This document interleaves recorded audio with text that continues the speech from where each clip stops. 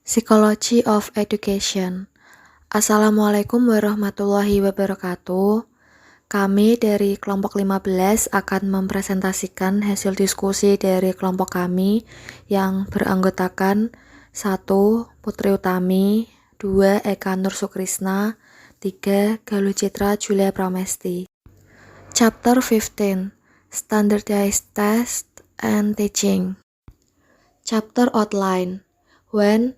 The nature of standardized tests. Learning goal 1. Discuss the nature and purpose of standardized tests as well as the criteria for evaluating them. 2. Aptitude and achievement tests. Learning goal 2. Compare aptitude and achievement tests and describe different types of achievement tests as well as some issues involved in these tests. 3. The teacher's roles. Learning goal 3. Identify the teacher's roles in standardized testing. 4. Issues in standardized tests. Learning goal 4. Evaluate some key issues in standardized testing. Preview. Tes standar dapat berdampak besar pada siswa. Mereka banyak digunakan untuk mengevaluasi pembelajaran dan prestasi siswa. Perubahan yang signifikan dalam pengujian standar dalam beberapa tahun terakhir adalah bahwa penekanan pada tes standar tradisional jauh lebih sedikit dan lebih banyak lagi. Kami memulai diskusi dalam bab ini dengan memeriksa beberapa ide dasar tentang tes standar dan kemudian membedakan tes sikap dan prestasi.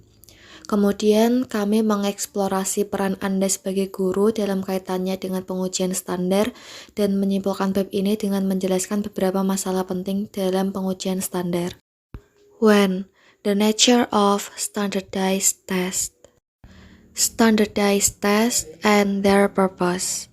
Tes standar memiliki prosedur yang seragam untuk administrasi dan penilaian, dan sering memungkinkan kinerja siswa dibandingkan dengan kinerja siswa lain pada usia atau tingkat kelas yang sama secara nasional. Tes ini memiliki tujuan yaitu memberikan informasi tentang kemajuan siswa, mendiagnosis kekuatan dan kelemahan siswa, memberikan bukti untuk penempatan siswa dalam program tertentu, memberikan informasi untuk perencanaan dan peningkatan pengajaran, dan berkontribusi pada akuntabilitas. Criteria for evaluating standardized tests. Cara untuk mengevaluasi tes standar adalah dengan memahami apakah tes tersebut mengacu pada norma atau mengacu pada kriteria, dan sejauh mana skor tes tersebut valid dan dapat diandalkan. Tes referensi norma adalah tes yang direferensikan, yaitu skor siswa diinterpretasikan dengan membandingkannya dengan bagaimana orang lain dilakukan. Sedangkan tes referensi kriteria adalah tes standar di mana kinerja siswa dibandingkan dengan kriteria atau standar yang ditetapkan. Ditinjau dari ciri tes itu sendiri, substansi tes dapat dijelaskan 3 jenis validitas, yaitu validitas isi, validitas kriteria, dan validitas konstruk. Keandalan. Keandalan adalah sejauh mana tes menghasilkan skor yang konsisten dan dapat direproduksi. Keandalan dapat diukur dengan beberapa cara, yaitu reliabilitas tes ulang, reliabilitas bentuk alternatif, dan reliabilitas split half. Keandalan dipengaruhi oleh sejumlah kesalahan dalam pengukuran. Siswa dapat memiliki pengetahuan dan keterampilan yang memadai, namun masih belum konsisten melakukan beberapa tes karena faktor internal dan faktor eksternal. Validitas dan reliabilitas saling berhubungan. 2. Aptitude and Achievement Test. Comparing aptitude and achievement test. Tes bakat dirancang untuk memprediksi kemampuan siswa untuk mempelajari suatu keterampilan atau mencapai sesuatu dengan pendidikan dan pelatihan lebih lanjut. Tes bakat meliputi tes kemampuan mental umum seperti tes kecerdasan. Types of Standardized Achievement Test.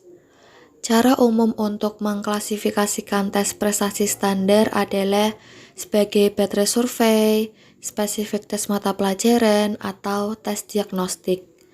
Pada tahun awal mereka, baterai survei terdiri dari item pilihan ganda.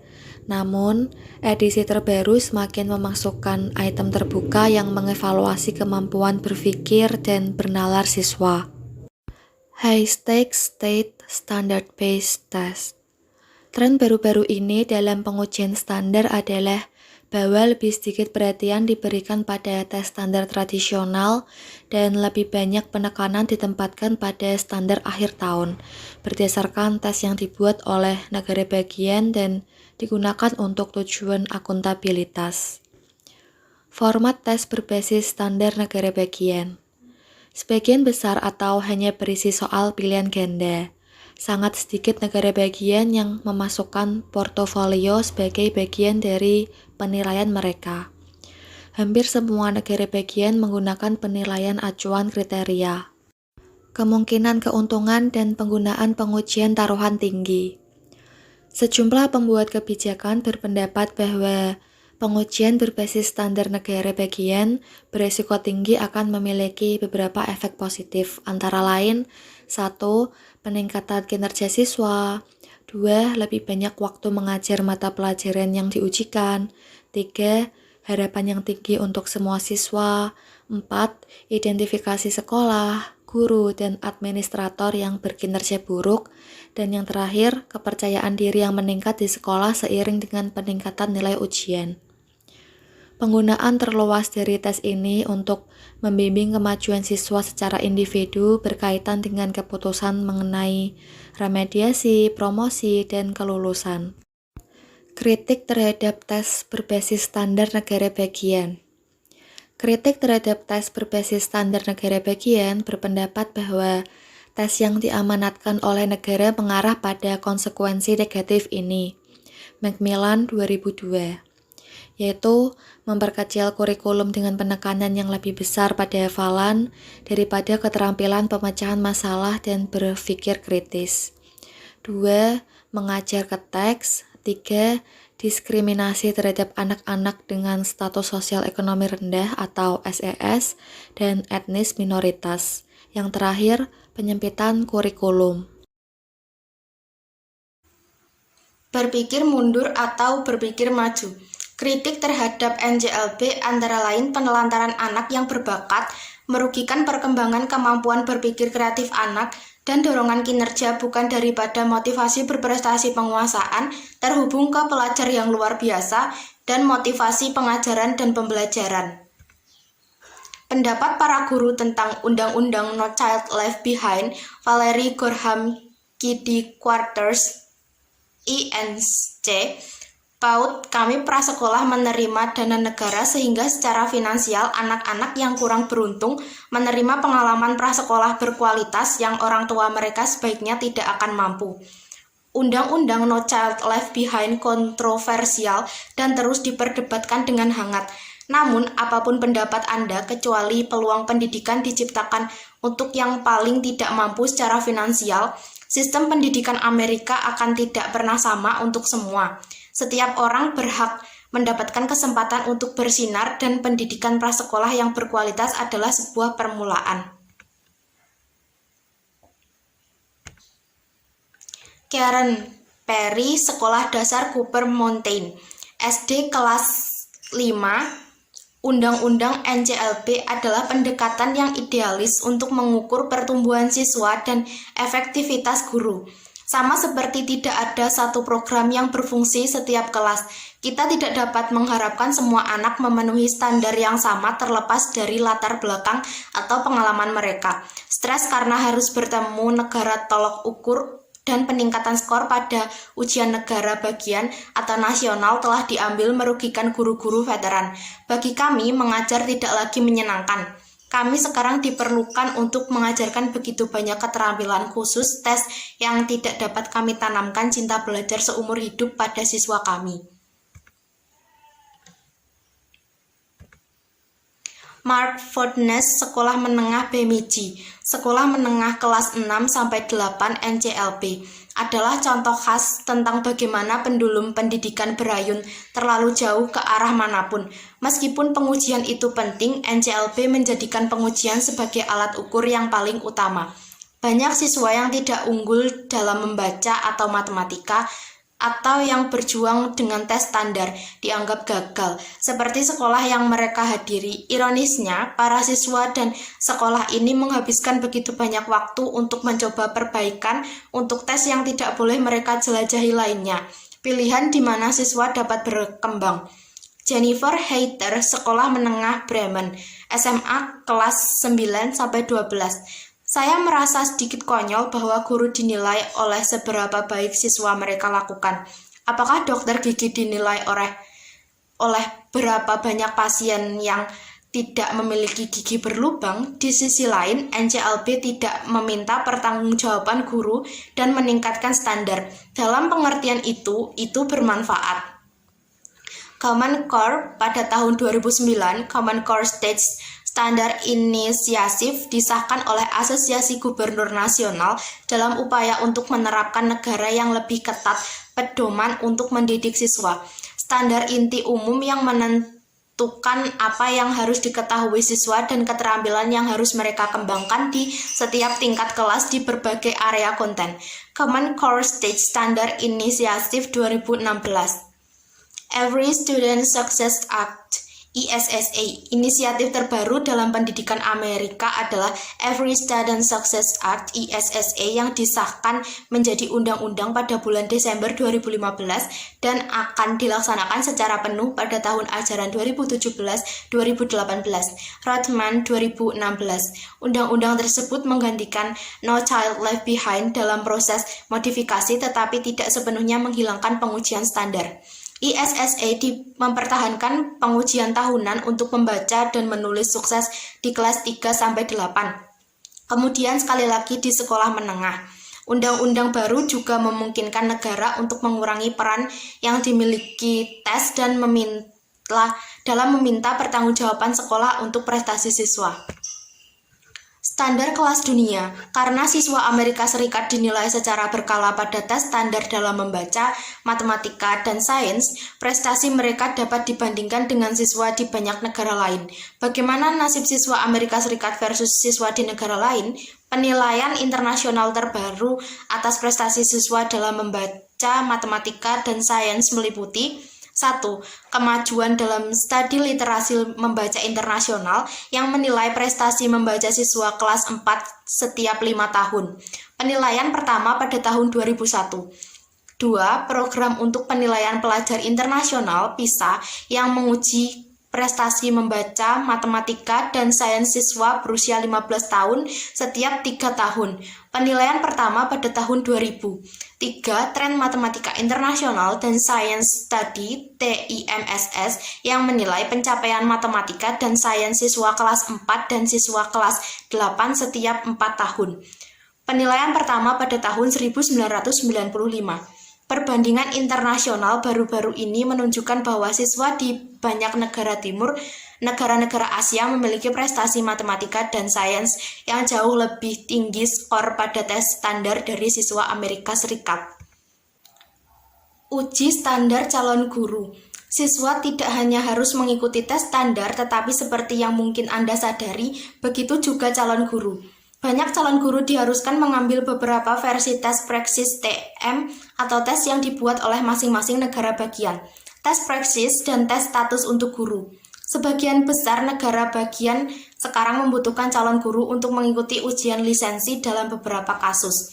Ini melibatkan 1 atau lebih tes praksis, diterbitkan oleh Educational Testing Service atau tes yang hanya digunakan oleh suatu negara tertentu. Lebih dari 40 negara bagian sekarang menggunakan tes praksis.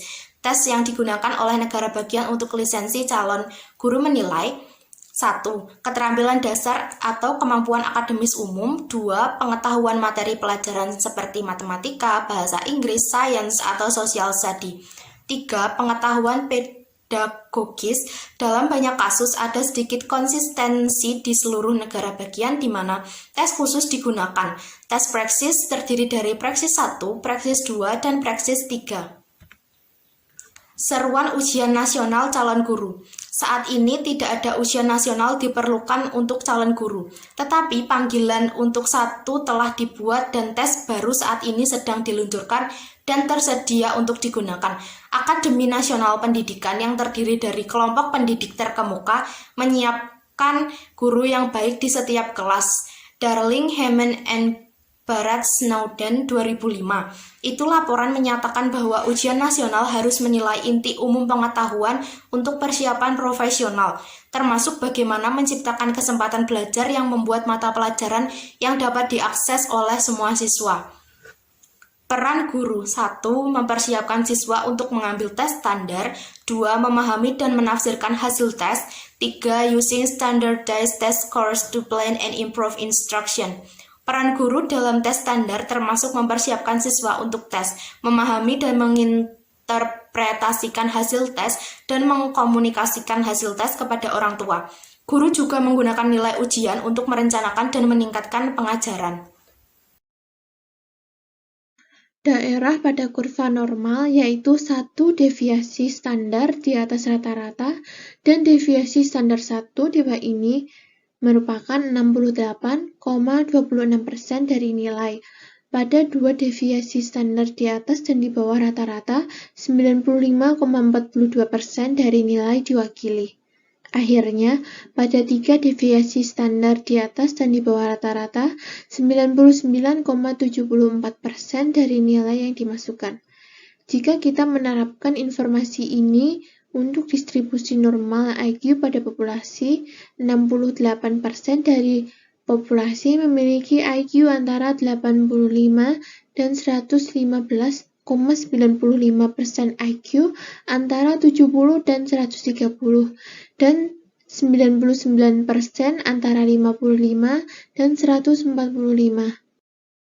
Menafsirkan hasil uji memahami statistik deskriptif memberikan landasan untuk secara efektif menafsirkan hasil tes. Nilai baku adalah jumlah item siswa menjawab dengan benar pada tes. Nilai mentah dengan sendirinya tidak sangat berguna karena mereka tidak memberikan informasi tentang seberapa mudah atau sulitnya tes itu atau bagaimana nasib siswa daripada siswa lain. Penerbit tes biasanya menyediakan guru dengan berbagai macam nilai yang melampaui nilai mentah. Ini termasuk nilai peringkat persentil, nilai standin, nilai ekuivalen kelas, dan nilai standar. Nilai peringkat persentil mengungkapkan persentase distribusi yang terletak pada atau di bawah nilai. Hal ini juga memberikan informasi tentang posisi nilai dalam kaitannya dengan sisa nilai. Peringkat persentil berkisar dari 1 sampai 99. Jika seorang siswa memiliki peringkat persentil 81 pada tes, itu berarti bahwa nilai siswa sama atau lebih tinggi pada tes dari 81% sampel yang terdiri atas kelompok norma. Perhatikan bahwa persentil tidak mengacu pada persentase barang dijawab dengan benar pada tes. Peringkat persentil untuk tes terstandarisasi ditentukan oleh perbandingan dengan distribusi norma kelompok. Kelompok pembanding berbeda dapat digunakan dalam menghitung peringkat persentil, seperti norma perkotaan atau norma-norma pinggiran kota. Nilai standin menjelaskan hasil tes siswa pada skala poin 9 mulai dari 1 sampai 9. Nilai dari 1, 2, dan 3 biasanya dianggap berada di bawah rata-rata. 4, 5, dan 6 rata-rata, dan 7, 8, 9 atas rata-rata. Seperti dalam kasus nilai peringkat persentil siswa, nilai standin dalam satu wilayah subjek seperti ilmu pengetahuan dapat daripada nilai standin siswa di daerah lain seperti matematika, membaca, dan ilmu sosial. Standin mengacu pada persentase tertentu dari area kurva normal. Sebuah nilai standin menyediakan indeks yang lebih umum kinerja siswa, sedangkan nilai peringkat persentil menghasilkan estimasi yang lebih tepat. Nilai ekuivalen kelas menunjukkan kinerja siswa dalam kaitannya dengan tingkat kelas dan bulan tahun ajaran, dengan asumsi tahun ajaran 10 bulan dengan kelompok norma. Dengan demikian, nilai-nilai setara 4,5 mengacu pada kelas 4, bulan kelima di sekolah. Ekuivalen kelas 6,0 menandai awal kelas 6. Dalam beberapa laporan tes, desimal dihilangkan, sehingga 45 adalah sama dengan 4,5 dan 60 adalah sama dengan 6,0. Nilai ekuivalen kelas harus digunakan hanya untuk menafsirkan kemajuan siswa, bukan untuk penempatan kelas, karena nilai berdasarkan kelas sering menyesatkan dan disalah-tafsirkan.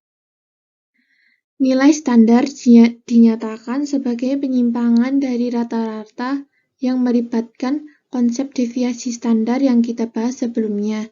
Sebuah skor Z memberikan informasi tentang berapa banyak deviasi standar nilai mentah berada di atas atau di bawah rata-rata. Perhitungan skor Z dilakukan dengan rumus skor Z sama dengan Z min X per SD. Saat X setiap nilai baku, X bar rata-rata dari nilai mentah, dan SD sama dengan deviasi standar dari distribusi nilai mentah. Perhatikan lagi contoh dari 20 siswa yang mengambil tes berapa skor Z siswa jika nilai mentah siswa adalah 86. Menggunakan rumus akan menunjukkan hasil 86 min 82,6 per 8,57 sama dengan 0,37. Nilai mentah dari 0,37 dari deviasi standar di atas rata-rata. Skor Z rata-rata adalah 0 dan deviasi standar 1. Jangan interpretasi hasil tes secara berlebihan. Berhati-hatilah dalam menafsirkan perbedaan kecil dalam nilai tes, terutama peringkat persentil dan nilai tes setara kelas. Strategi yang baik adalah memikirkan nilai bukan sebagai angka tunggal, tapi sebagai lokasi dalam kelompok atau jangkauan umum. Perbedaan kecil dalam nilai tes biasanya tidak bermakna. Beberapa laporan tes meliputi kelompok persentil kisaran nilai, bukan nilai tunggal, dinyatakan dalam persentil. Misalnya 75 untuk persentil ke 85 untuk nilai yang diperoleh dari 80 titik. Hal ini disebut sebagai kesalahan baku pengukuran nilai tes prestasi metropolitan menggunakan kelompok persentil dalam melaporkan nilai titik peringkat persentil 6-8 poin. Atau perbedaan kesetaraan kelas 2-5 bulan antara dua siswa jarang menunjukkan perbedaan berarti dalam prestasi. Menggunakan nilai tes terstandarisasi untuk merencanakan dan meningkatkan pengajaran. Guru dapat menggunakan nilai tes terstandarisasi dari akhir tahun sebelumnya dalam merencanakan pengarahan mereka untuk tahun depan dan sebagai cara untuk mengevaluasi efektivitas pengarahan setelah konten dan keterampilan yang telah diajarkan. Macmillan 2007. Sebelum pengarahan, hasil tes terstandarisasi dapat memberikan indikasi kemampuan umum siswa di kelas. Hal ini dapat membantu guru memilih tingkat yang sesuai pengarahan dan bahan untuk memulai tahun ajaran.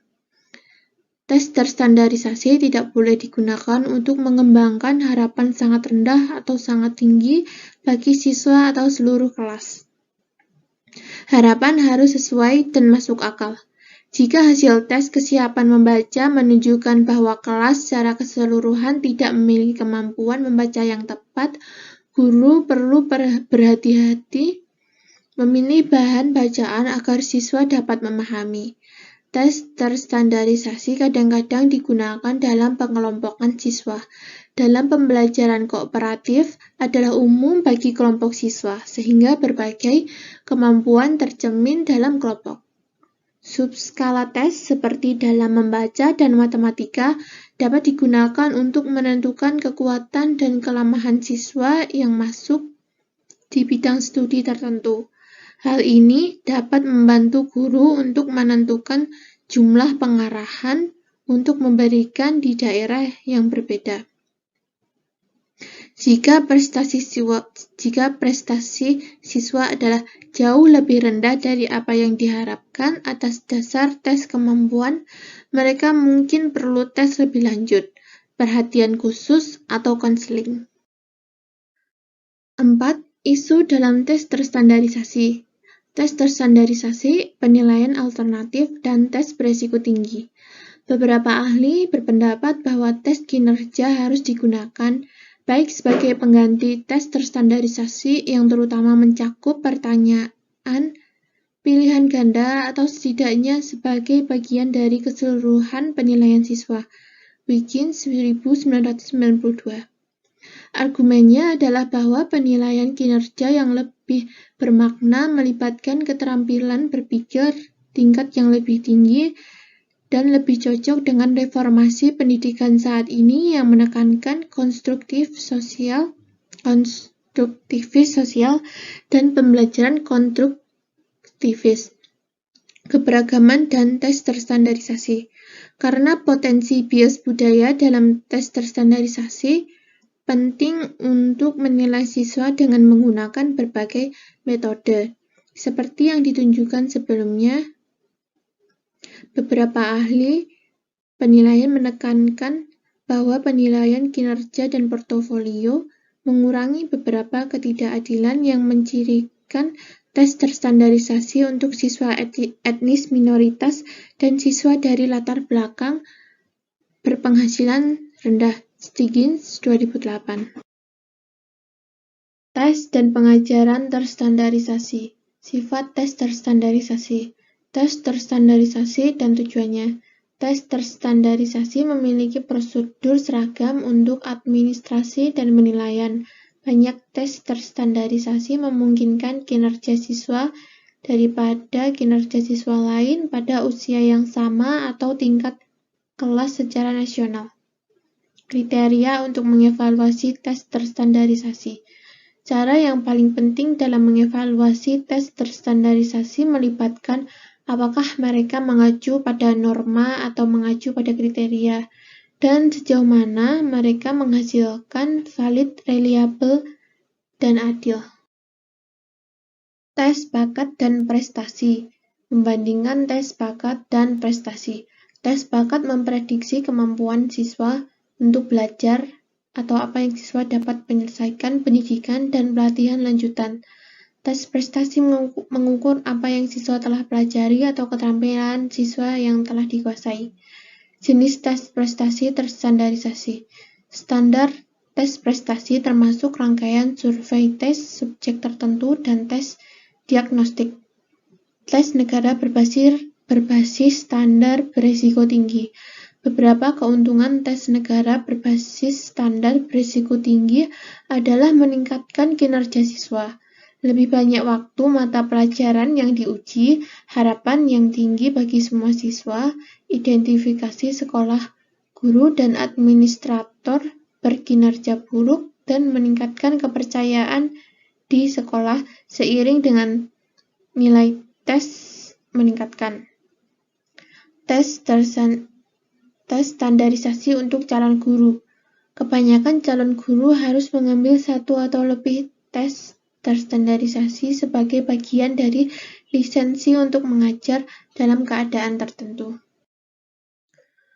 Peran guru mempersiapkan siswa untuk melakukan tes terstandarisasi, memahami dan menafsirkan hasil tes, menggunakan nilai tes terstandarisasi untuk merencanakan dan meningkatkan pengajaran.